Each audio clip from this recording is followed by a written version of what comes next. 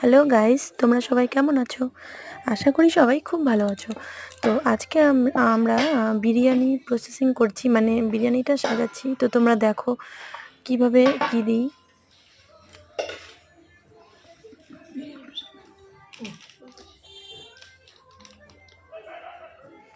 ভাত দিয়ে একটু বিরিয়ানি মশলা ছিটিয়ে দিলাম।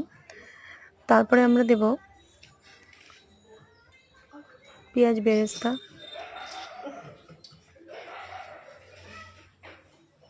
আলু দিয়ে দিলাম,